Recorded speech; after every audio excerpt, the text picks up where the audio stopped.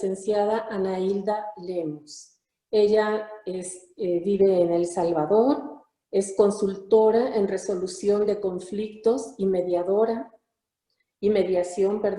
También es docente de la Escuela de Capacitación Judicial.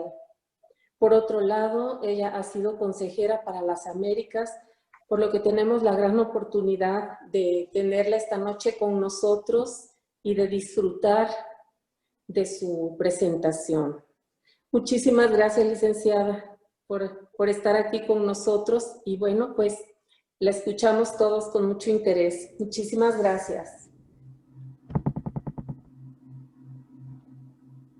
Buenas noches tengan todos ustedes. Gracias por la presentación, Rosalba. Con gusto. Pues mi nombre es Ana Hilda, ¿verdad? Y me gusta que me llamen así. Estoy con ustedes esta noche con algunas ideas organizadas que quiero compartir alrededor de un tema que seguramente es de mucho interés para todos, ¿verdad? Puesto que todos pertenecemos a una familia. Como ustedes saben, las familias van construyendo una serie de características. Muchas de esas tienen como heredad de su familia de origen y otras las van construyendo en la medida que la convivencia entre los miembros se va desarrollando.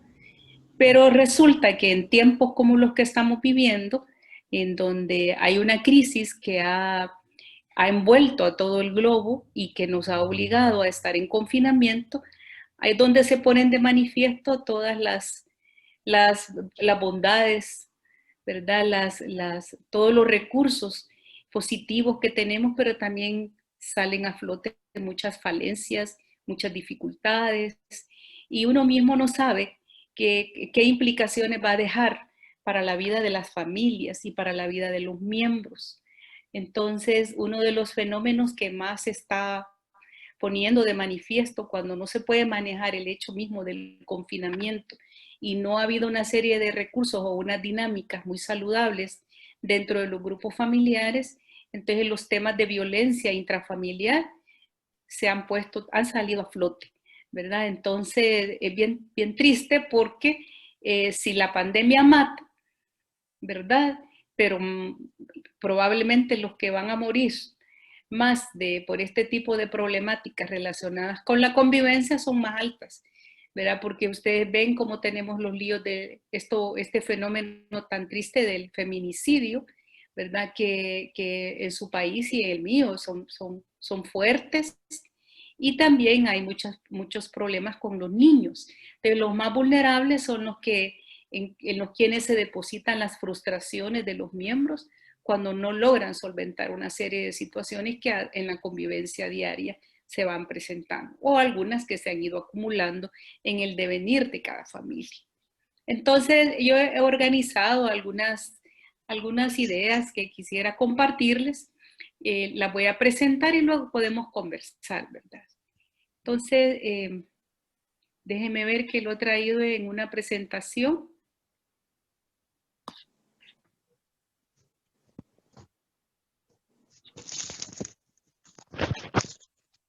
Ahí ya podemos ver tu presentación. ¿Qué? Creo que la voy a poner más así. Ahora sí, ¿verdad? Sí, muy bien. Entonces, básicamente lo que estamos viendo es el tema del que queremos hablar es un tanto relacionado con las familias previniendo la violencia, ¿verdad? Porque los conflictos pues es otra cosa, pero la violencia es la manera, el comportamiento humano que puede llegar a ser muy destructivo entre los miembros de la familia, y la idea es que podamos hablar un poquito alrededor de la resolución positiva o pacífica de los conflictos. Quizás una primera de las cosas que a mí me gustaría hablar con ustedes es ese concepto de familia. ¿Qué entendemos nosotros por familia?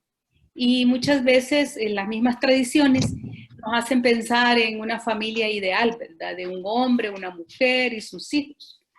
Pero en la medida que nosotros observamos la sociedad, nos damos cuenta de que ya no hay una forma unívoca de ver la familia. Ya no podemos hablar de la familia, sino que tenemos que hablar de las familias. Y ahí en la diapositiva ustedes pueden ver diferentes tipos familiares, ¿verdad? Las familias, digamos, biparentales, que es donde está el padre, la madre y los hijos, las monoparentales, donde solo está el padre o la madre y los hijos, ¿verdad? Las familias extensas, donde están los padres, los hijos y los abuelos u otros familiares. Y ahora también nosotros tenemos familias ensambladas, ¿verdad? Donde llega una pareja, se une, pero ya lleva a sus propios hijos de sus antiguas uniones. Y así sucesivamente, ustedes saben que hay ahora muchos más tipos dependiendo de lo que cada sociedad está permitiendo ahora. Pero la idea de plantear esto es para que nosotros nos demos cuenta pues que en este concepto familia y que eso que exponen muchas veces las constituciones de nuestros países, que solamente dice que es la base fundamental de la sociedad y que está compuesta por personas con vínculos sanguíneos o filiales o de afinidad y hasta de adopción, resulta hasta insuficiente, porque en realidad en ese concepto de familia es muchísimo más complejo. Y uno tiene que pensar entonces a qué familia pertenezco yo, cómo es mi familia. Y a la hora entonces de comenzar a construir, ¿verdad?, ese universo de familia, uno tiene que darse cuenta que a veces puede estar en un ambiente más sencillo, pero otras veces está en un ambiente mucho más complejo. Y a mayor complejidad, lógicamente, más van a ser los desafíos. Cuando uno empieza una familia y está enamorado, uno solo mira a la persona con la que se va a casar, pero en realidad uno se casa con todos estos elementos y de pronto ya tiene a la suegra, ya tiene a los tíos, ya tiene a los abuelos y entonces la familia que nosotros imaginamos resulta ser mucho más compleja de lo que pensábamos. En los escritos bahá'ís, por ejemplo, nosotros encontramos una frase que es de verdad muy iluminadora que dice que la familia es una fortaleza para el bienestar. O sea que aun cuando se den todas esas complejidades, los miembros tienen que estar como muy conscientes que lo que están construyendo es una fortaleza que acoge, ¿verdad?, a todos sus miembros para que puedan gozar de un cierto estado de bienestar. Y no solamente pensar en el bienestar material, porque sí es importante suplir las necesidades materiales de la familia, que ahora también eso resulta muy difícil.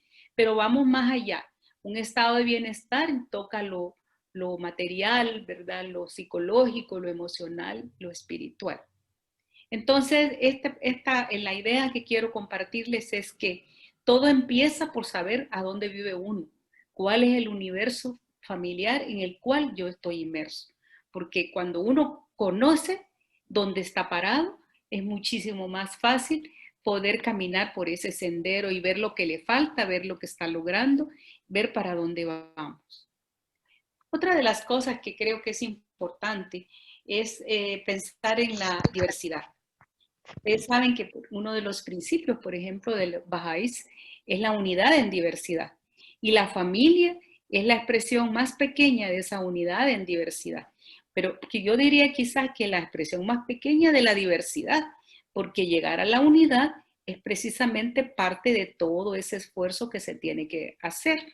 Y uno no puede llegar a la unidad en tanto que uno mismo no se conozca, no se comprenda, no se reconozca, no se respete, ¿verdad? Y por esa razón es importante darnos cuenta que estamos viviendo en un universo familiar que es diverso.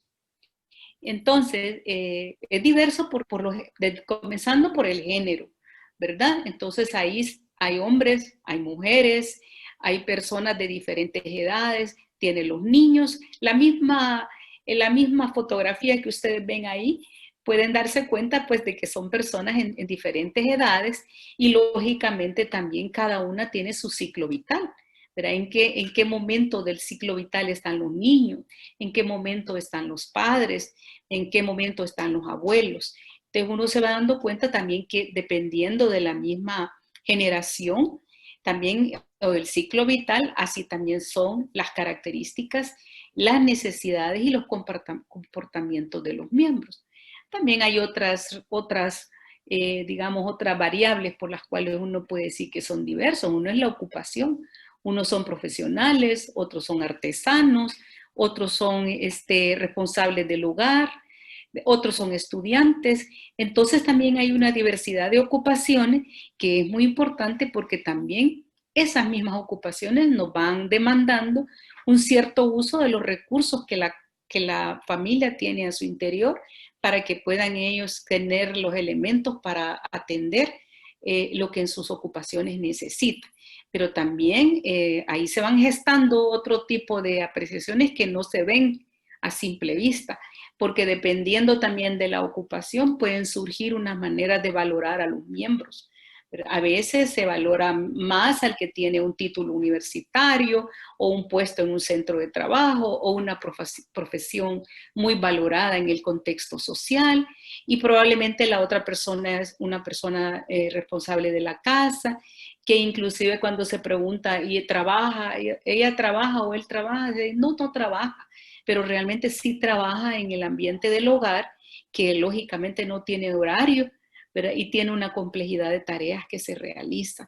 Y a veces ni siquiera tiene espacios para el relax y para recrearse. Entonces, esa variable ocupación también va determinando nuestra mentalidad y nuestras formas de apreciar a los diferentes miembros de la familia. El otro tema tiene que ver con las creencias.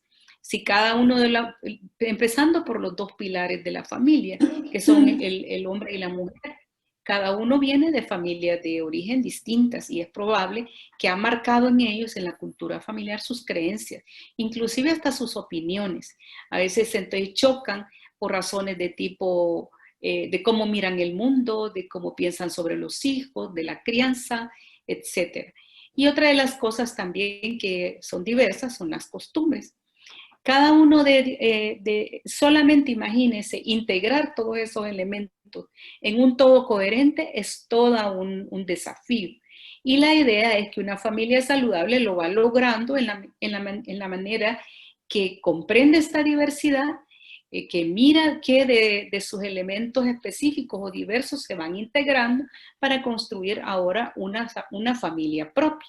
Entonces, el asunto a veces está en que si uno no entiende esto y uno no quiere cambiar, uno quiere seguir siendo como es, ¿verdad? O como vino de su familia de origen y no logra hacer esa integración, entonces esa unidad en diversidad dista mucho realmente, se ve como nada más como un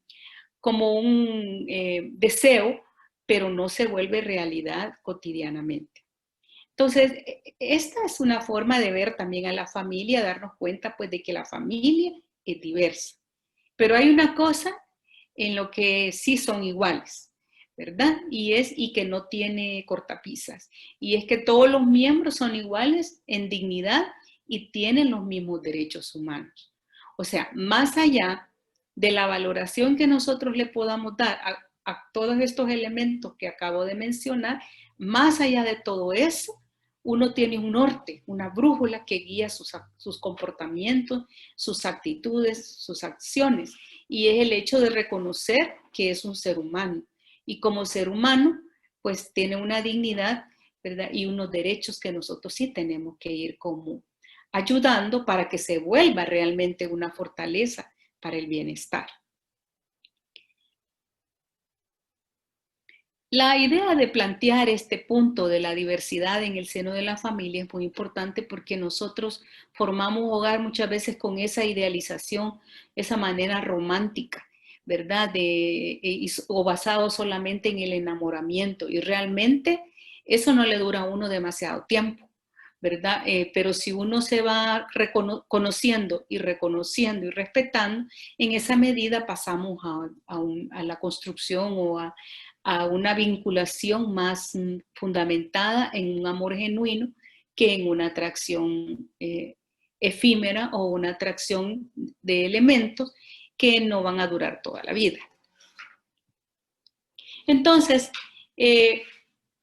si reconocemos que la familia es un todo diverso, con miembros que son diversos, uno entonces se pregunta, ¿y entonces cómo es que surgen los conflictos? Si nos queremos, si queremos formar esta familia, si creemos que nos vamos a esforzar para que nuestra relación dure por mucho tiempo. Para algunos inclusive dentro de sus creencias es que es una relación que debe durar toda la vida y más allá del plano terrenal. Pero entonces, ¿cómo le hacemos, verdad, para poder vivir y convivir dentro de toda esa diversidad? Y ahí es donde uno se pregunta cómo surgen los conflictos. ¿Será que el aceptar de que surgen conflictos nos hace pensar que esa es una familia disfuncional o una familia que no queremos ni contar, que tenemos estas dificultades porque no queremos que la gente se entere, porque entonces ya nuestra familia ya no es ese ideal que nosotros tenemos de familia? Pero en realidad, a mí me gustaría compartir otra manera, otra perspectiva. En primer lugar, tenemos que comprender que los conflictos, y quizás vamos a irnos primero a esta diapositiva. Una cosa que tenemos que tener claro es que ahí donde hay tanta diversidad, el conflicto está presente. Está presente por toda esa diversidad.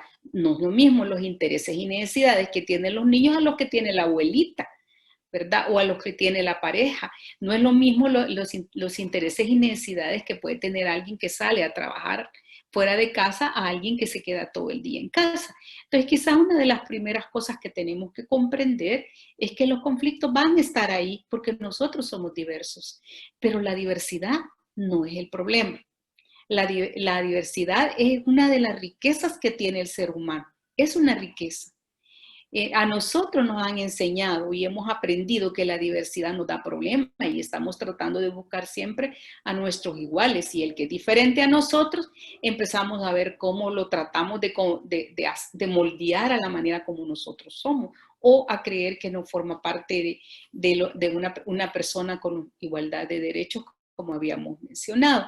Pero en todo caso, uno tiene que darse cuenta que ahí donde hay dos personas diversas, allí es muy probable que van a surgir algunos conflictos, y que es parte de nuestra existencia, porque somos seres vivos, porque interactuamos, porque convivimos, y hay unas dinámicas en la relación entre nosotros que lógicamente a veces van a ser muy armónicas, pero a veces pueden chocar. Entonces, lo más importante en este sentido es que nosotros reconozcamos que esto va a estar ahí, ¿verdad? Que podamos reconocerlo y que podamos hacer una valoración clara de lo que nos está sucediendo. Entender una cosa ya es casi el 50% de la solución de lo que nos está pasando. Es igual que, y los médicos que están en nuestra conversación lo podrán afirmar muy bien.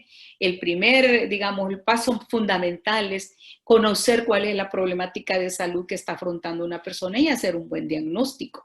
Si hay un buen diagnóstico, el tratamiento va a venir, ¿verdad? Entonces lo mismo pasa, si nosotros reconocemos que tenemos un problema o un conflicto, entonces nosotros podemos llegar a ser unos actores inteligentes frente a lo que nos está sucediendo. Y mire que estoy diciendo actores, porque eso es lo que nos está diciendo entonces, es que tenemos que tener una participación activa e inteligente frente a lo que nos está pasando. Entonces, si nosotros sabemos que estamos inmersos en un contexto como en el de la familia, con las características que hemos mencionado, que surjan conflictos, es normal, ¿verdad? ¿Por qué? Porque a veces tenemos discrepancias en nuestras opiniones, a veces miramos las cosas de manera distinta, y en ese sentido, pues tenemos diferentes de opinión, pero también se dice que del choque de las ideas surge la chispa de la verdad. Solo ahí hay implícito, fíjense, en el choque de las ideas surge la chispa de la verdad. Ustedes pueden ver que lo que está diciendo es un choque de las ideas, no dice choque de las personas.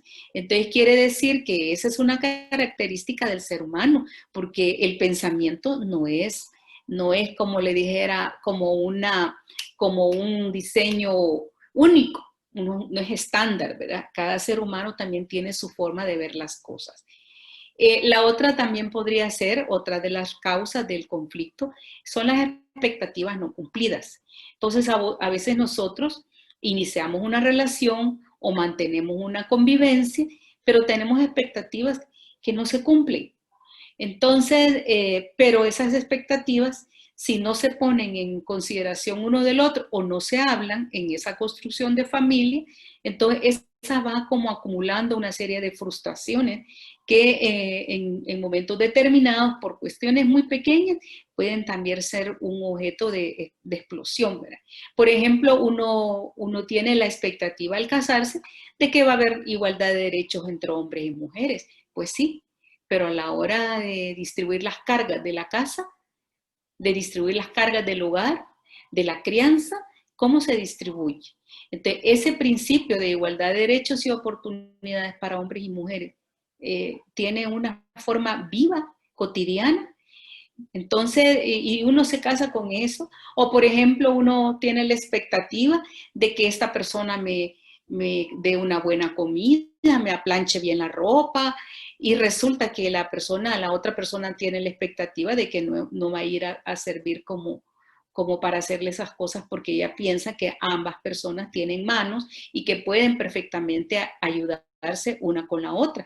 Imagínense entonces, si las expectativas casan muy bien, uno que hace y el otro uno que pide, otro que concede, las cosas van bien, pero cuando no sucede eso, entonces es una fuente también de conflicto.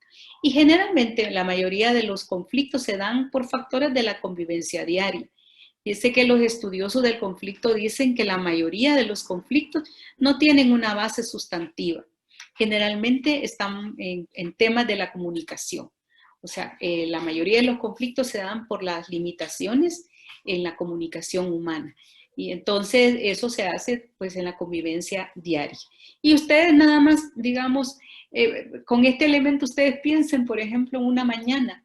Todavía las familias que son ya donde hay muchos miembros, hay niños, hay muchas personas en la casa, piensen cómo es la mañana, ¿verdad? ¿Cómo es el uso de los recursos en la mañana? Si no hay suficiente baño, si no hay suficiente espacio en la mesa, si uno quiere el huevo de un modo, otro lo quiere de otro. Vean entonces cómo hay cuestiones en la convivencia que pueden ir surgiendo y que mal administradas entonces son muy generadoras de situaciones de conflicto, generan problemas, ¿verdad? Entonces no todos los problemas se llegan a convertir en conflicto, pero por ahí se empieza.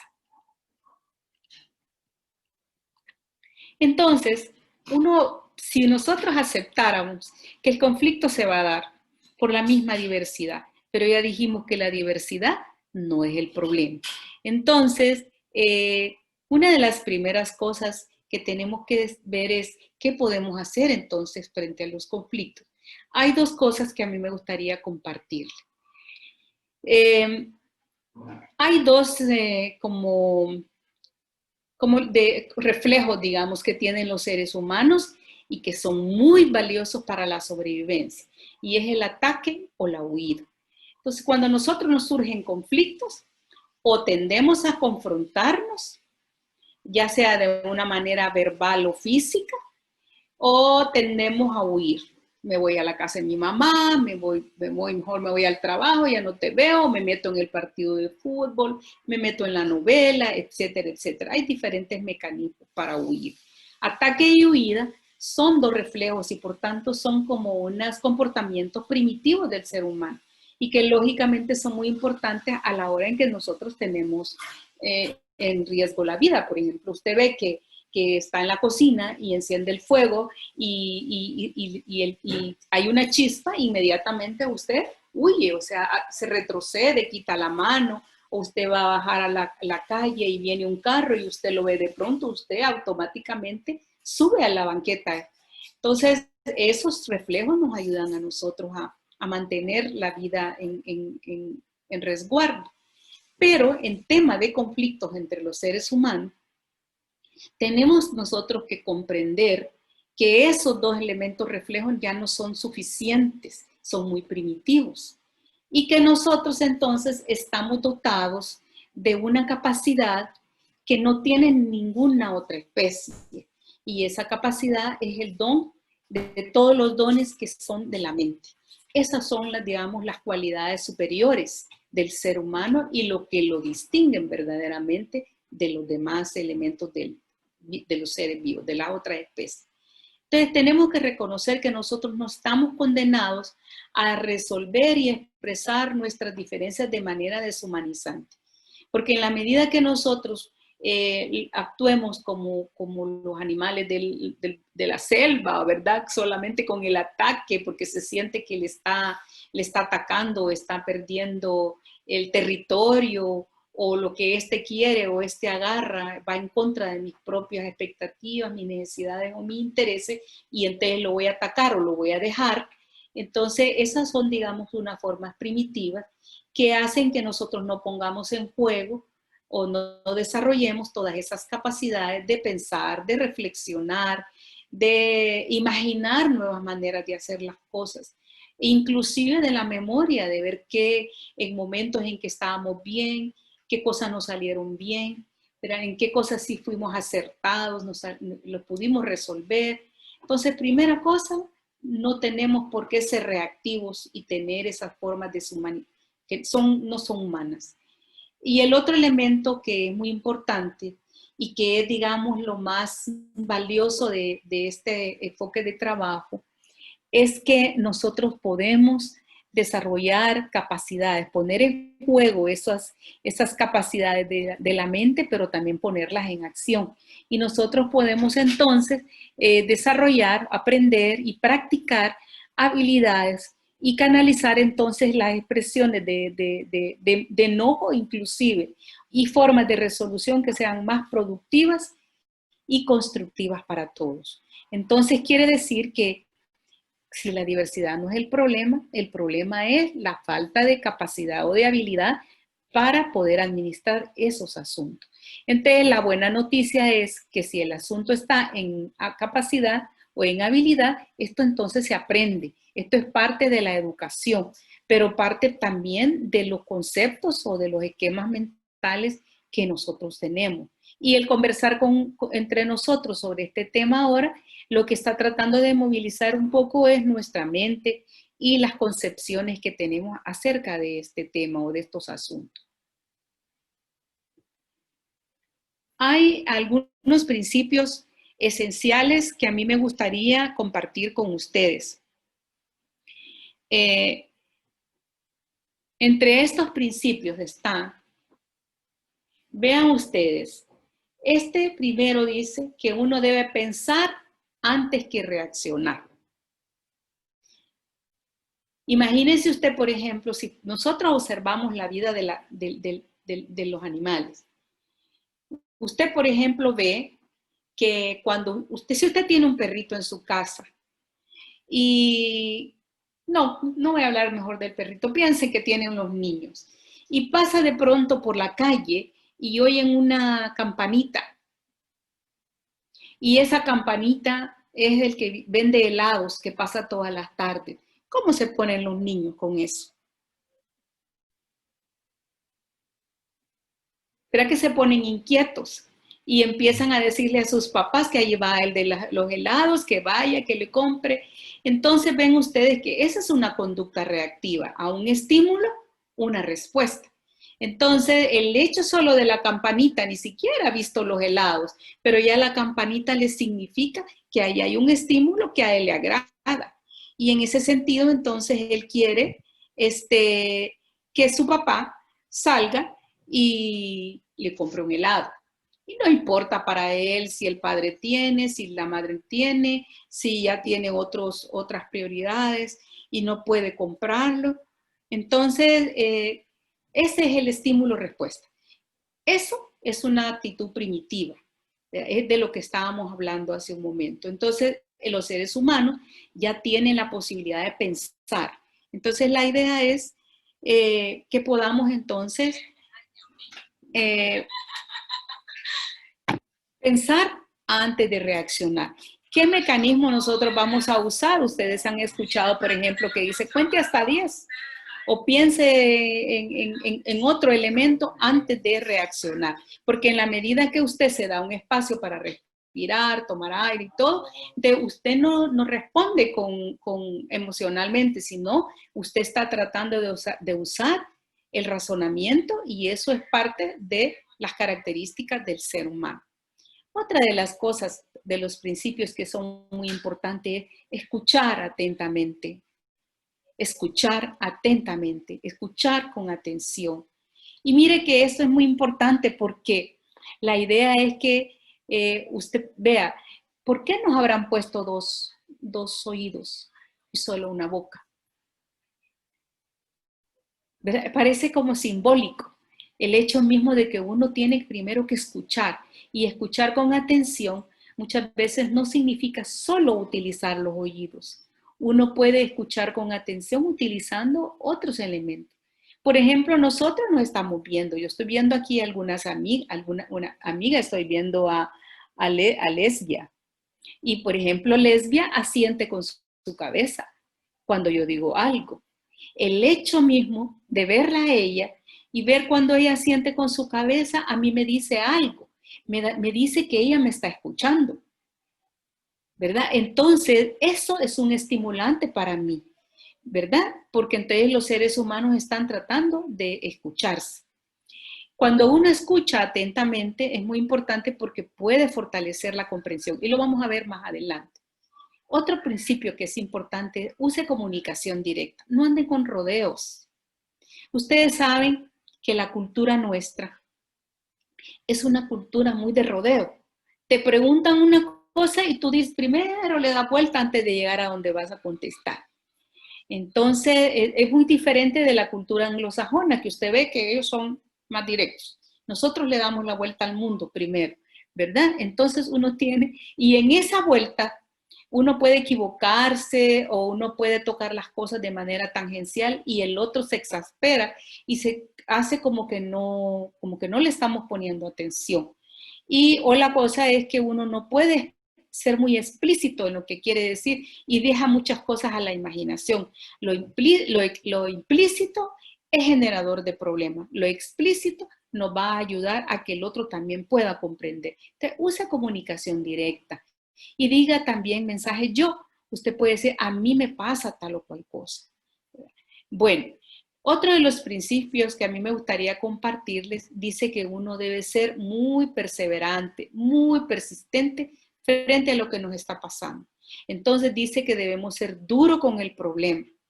Entonces no debemos ser negligentes, no podemos ser pasivos, no podemos hacer como el avestruz, no, hacer como el avestruz que mete su cabeza en la tierra, ¿verdad? Y con eso entonces ya se olvida de todo su entorno y ya va a pasar lo que le está asustando. En realidad nosotros no, tenemos que hacerle frente al problema, duro con el problema, pero dice que debemos ser suave con las personas. Pensemos nosotros en algún momento cuando nos confrontamos entre nosotros en el ambiente familiar. ¿Somos realmente duros con el problema y suaves con las personas? ¿O resulta que somos muy duros con la persona y al final ni siquiera solventamos lo que nos está molestando? Porque ya entonces se empieza una contienda entre personas y no con el problema. Si a mí, por ejemplo, ahora resultó que yo tenía los audífonos con el que iba a oír, escuchar ahora, estar con ustedes y de pronto mi esposo se los llevó para otro lado, yo empiezo a vociferar, a enojarme y empezamos entonces, no le gusta a la persona la manera como yo le estoy hablando y de pronto los audífonos se nos olvidaron. Porque entonces es una lucha de titanes entre personas y no están entonces enfrentando el problema. Por eso se dice duro con el problema, pero suave con la persona. Y esto también va muy de la mano con uno de las máximas que inclusive Abdul Bahá decía para los bahá'ís, ¿verdad? O una de las citas que me gustaría recordar que dice que una lengua amable es el imán que atrae los corazones de los hombres. O sea, cuando el corazón se compromete, de pronto nosotros tenemos otros elementos de naturaleza espiritual en la búsqueda de la resolución de un problema o de una situación. Pero cuando nosotros nos enfrentamos con la persona, prácticamente ahí vamos perdiendo todas esas capacidades para razonar y encontrarle salida. Otra de las cosas que es muy importante es que uno debe aceptar su propia responsabilidad. De frente a una situación, por muy sencilla o muy compleja que sea, también uno tiene que ser humilde y aceptar cuando uno se equivocó o cuando uno tuvo una responsabilidad sobre el asunto. Me llevé los audífonos, me comí algo que estaba en la refrigeradora y que no me pertenecía, o vine tarde cuando tenía que haber estado más temprano porque la otra persona tenía que salir a hacer un trabajo o un compromiso. Entonces, uno debe realmente aceptar su propia responsabilidad, no ser orgulloso, porque eso es prácticamente lo que hace que las personas no logren un entendimiento entre ellas cuando ya comprometemos ese tipo de comportamiento. La otra cosa que es muy importante es el ser sensible frente a las necesidades del otro. En la medida que nosotros escuchamos de manera atenta, también en esa medida se va como refinando nuestra capacidad de identificar cuáles son las necesidades del otro. A veces la confrontación puede comenzar por un alimento que alguien se comió en la nevera, que estaba en la nevera y no le pertenecía. Y de pronto la confrontación entre por eso. Pero de pronto eso ni siquiera se puede restituir porque ya está en el estómago del otro y no lo puede devolver. Pero el otro ya ni quiere siquiera el alimento. ¿Pero qué es su necesidad? Que le devuelva esa comida si ya no lo tiene. O a veces, ¿qué podría ser su necesidad? ¿Será que su necesidad es que el otro acepte su responsabilidad, que se disculpe? Entonces hay o sentirse que en la casa lo respeta. Entonces, en la medida que nosotros escuchamos a los demás, también uno va identificando cuáles son sus necesidades. Y en la medida que uno se dispone a identificar las necesidades del otro, si eso se vuelve una disciplina recíproca, uno con el otro, entonces uno puede ir empezando un camino de entendimiento. Y hay una cosa que también nos debe ayudar muchísimo, y es el otro principio, que es el enfoque en el futuro. Uno no tiene muchas veces enfoque a futuro, tiene enfoque al pasado. Y empieza, sí, pero me dijiste tal cosa. Y a veces inclusive cuando uno está tratando una situación de ahora, inmediatamente trae hasta situaciones de antes. Pero te acordás que me dijiste tal y cual cosa, y de pronto una cosa que empezó así se va volviendo como en una escalada de las personas. Uno dice, el otro dice, otro dice, otra vez dice, y usted ve que va como en una escalada, que allí es donde la violencia o la manera de expresión va aumentando de calor, ¿verdad? Se incrementa, pero también se vuelve más compleja, porque si le vamos agregando otros elementos hasta de situaciones pasadas, ya no estamos tratando el asunto de ahora, sino que estamos verdaderamente frente a un arroz con mango, digamos, ¿verdad? Toda una complejidad de situaciones que de pronto ya ni sabemos por dónde vamos a empezar. Entonces es muy importante el enfoque al futuro. O sea, vamos a tratar este asunto porque necesitamos definir cómo vamos a actuar de aquí para adelante. El pasado no se puede regresar. ¿Verdad? Lo que nosotros tenemos más control es de lo que va a suceder de aquí para adelante, pero no podemos tener control de aquí para atrás.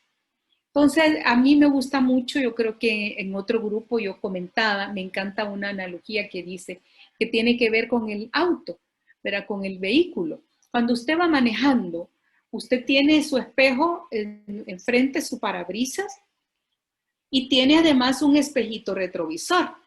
¿Cuántas veces cabe el retrovisor en el panorámico, en ese vidrio de adelante?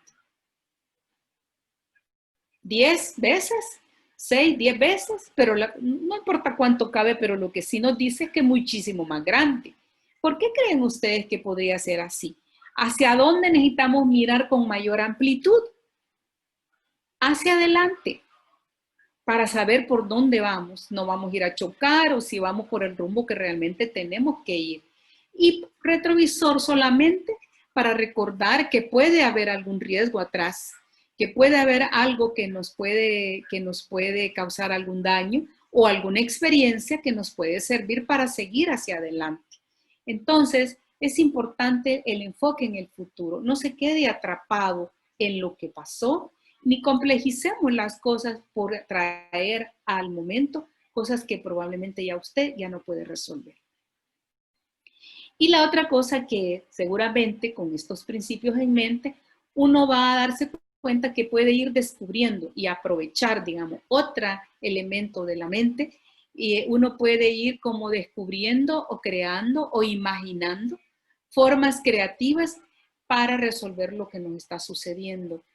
Y que toda solución que nosotros, o todo camino de solución que nosotros podamos visualizar o construir, tiene que ser de ganancia mutua. Ambos tienen que sentir, ambos miembros de la familia o todos los involucrados tienen que sentir que todos ganan, porque la mayoría de las veces las cosas se resuelven donde uno gana y el otro pierde.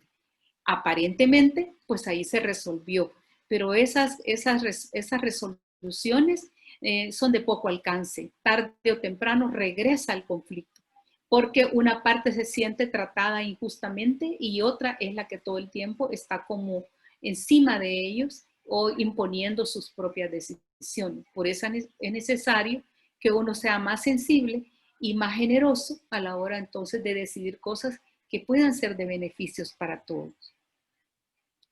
Hay de todos estos elementos que están aquí, a mí me gustaría esta noche, porque podríamos hablar muchas horas sobre esto o muchas sesiones juntos, a mí me gustaría referirme a uno que tiene que ver con la comunicación.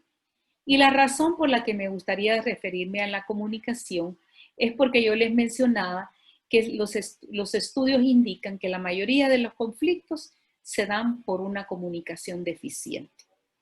Entonces, hay como 4 puntos que a mí me gustaría como enfatizar en relación con la importancia de que hagamos como meta la transformación de la comunicación en la familia.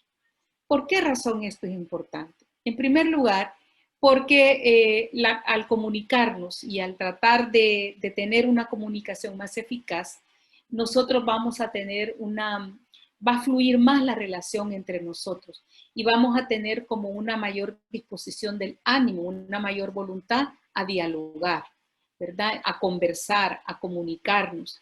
Entonces, en el diálogo yo me dispongo a que me escuches y a comunicarme de una manera que tú me puedas escuchar, pero también me dispongo a escucharte y a estar atento para ver qué tú necesitas también. Entonces facilita la relación y el diálogo. También cuando nosotros tenemos una muy buena comunicación, nos permite tomar mejores decisiones, porque entonces nosotros podemos mirar todas las diferentes perspectivas que existen y cuando nosotros consideramos todas las diferentes perspectivas, las decisiones que se toman son más sabias. Entonces ven ustedes, por ejemplo, dentro de las herramientas que se mencionan mucho en los escritos Bahá'ís, es la consulta. Entonces, si pueden ver ustedes la consulta con sus diferentes pasos, que ahí aparecen, que nos dicen cómo hacerlo, entonces ustedes pueden ver que están implícitos en esto que estamos hablando aquí, ¿verdad? Entonces, al final dice que de todas se ponen en la mesa, se disponen todos los elementos que son importantes, todas las perspectivas, todos los puntos de vista, se analizan todas las necesidades y finalmente se va a tomar una decisión. También el hecho mismo de poder dialogar y consultar nos ayuda a definir prioridades, porque de pronto también no tenemos una gran variedad o una gran cantidad de recursos y probablemente entonces las posibilidades de solución se puedan hacer, pero dentro de un proceso organizado. Y la familia entonces puede ir decidiendo qué va a ser primero, qué va después, pero con acuerdos como serios y comprometidos, de tal manera que si ahora se piensa que se va a trabajar en esto y mañana o pasado se va a trabajar en otra cosa, eso entonces nos ayudaría a pensar que estamos con personas que son serias y que se comprometen y que lo van a hacer. Porque a veces prometemos unas cosas ahora solamente para ganar, pero ya mañana se nos olvidó. Eso pasa, por ejemplo, muchas veces con los hijos, ¿verdad? Y los compromisos que hacemos con ellos probablemente no se cumplen siempre. Y esos son, digamos, caldos de cultivo para esas relaciones que pueden ser todo el tiempo como muy explosivas. Y la otra cosa es que dialogando y consultando, nosotros vamos poniendo entonces metas comunes y viables, porque entonces hay cosas que no son viables porque los mismos recursos familiares no son suficientes. pero en la medida pues que vayamos tomando metas, nos vayamos comprometiendo, en esa medida vamos a poder ir haciendo las cosas tal como lo hemos ido poniendo en la consulta, ¿verdad? Ahora bien, entonces, ¿cómo se puede hacerlo? ¿Cómo se podría lograr esa comunicación sea más eficaz? Hay como unos pasos que a mí me gustaría compartir con ustedes que pueden ser de ayuda. Entonces, para comenzar, uno tiene que tener en mente y desarrollar como la disciplina de escuchar atentamente, activamente. Y entonces, cuando uno escucha de una manera activa, uno está callado, pero callado no significa pasivo, ¿verdad? Callado puede estar, su boca está cerrada, pero sus oídos están bien amplificados de manera de poder que se pongan al servicio de lo que quiero escuchar. Pero no solamente son los oídos, todo el ser, porque si uno mira a la persona, pasa muchas veces esto en la familia, te estoy hablando y ni me miras, es el reclamo más común. Pues tiene mucha razón, porque en la medida que no lo mire, no puede mirar cómo gesticula, cómo expresa, ¿verdad? Y uno cuando mira a la persona, cuando está frente a ella y observa cómo habla, cómo mueve sus manos, cómo son sus gestos, cómo es su posición corporal, cómo es la entonación, si es vivaz, si es apagada, si está agitada, si está reposada, si sonríe o está con un rictus en la cara. Todo eso comunica. No son solamente las palabras. Con palabras se expresa apenas un mínimo porcentaje de lo que se quiere decir. La mayoría de lo que se comunica con el lenguaje no verbal. Entonces, esto quiere disciplina, porque tal vez nosotros venimos de una familia donde el papá no lo volvía ni a ver cuando le estaban hablando. Sí, ya te oí. O oía a medias, oía poquito, pero uno también va incorporando a su comportamiento este tipo de actitudes y realmente llega el momento en que uno puede decodificar, desmontar esas prácticas y uno puede querer comenzar a desarrollar una disciplina distinta si es que realmente le importa la relación y si es que realmente quiere que su familia camine por un sendero más saludable. Cuando uno escucha atentamente, uno también tiene que mostrar atención. Sí, te estoy oyendo, pero no lo vuelve ni a ver. Y si usted le dice, repetime lo que te dije y no lo puede repetir, significa que realmente no está mostrando atención. Entonces, por ejemplo, si yo asiento, si yo lo miro, si yo lo animo con mi gesto, ¿verdad? O con mi postura corporal, animo al otro a que siga hablando. Y si no le estoy entendiendo, yo puedo entonces utilizar un recurso, que es ese que está ahí, que dice pregunte,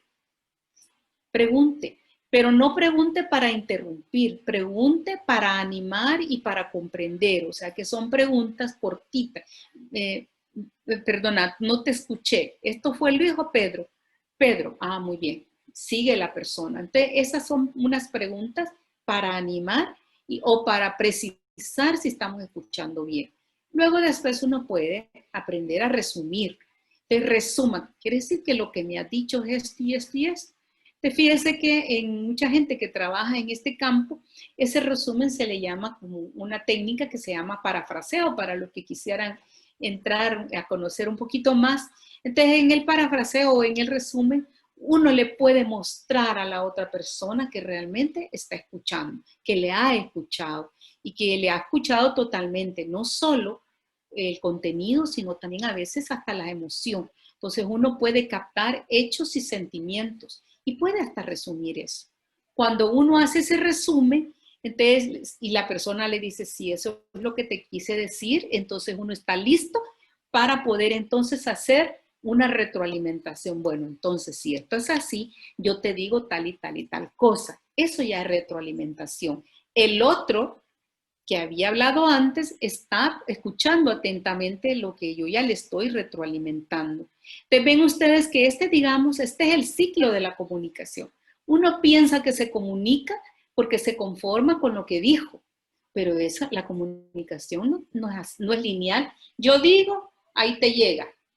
Yo digo, tú escuchas, porque entre lo que yo digo y que el otro lo escuche y lo entienda, hay una pérdida. Entonces, si uno no cumple este ciclo comunicacional que está descrito en esta diagrama, entonces prácticamente la eficacia de la comunicación es menor. Pero en la medida que uno haga esto, no es lineal, es circular. Entonces, en la medida que esto se hace y se practica, en esa medida entonces la comunicación se va volviendo más eficaz. Al mirar una gráfica como esto, uno piensa, ay, uno va a estar haciendo eso todos los días. Pero fíjense que es una cosa muy sencilla. Pero ven ustedes que aquí entonces usted no es reactivo. Porque si usted, por ejemplo, fuera reactivo, usted habla, el que habla, usted escucha y de una vez le contesta. Pero en cambio aquí lo que se le está pidiendo es que sea circular, pase por esos pasos, por esos elementos, practíquenlos diariamente. Entonces, eso es básicamente lo que yo quería compartirles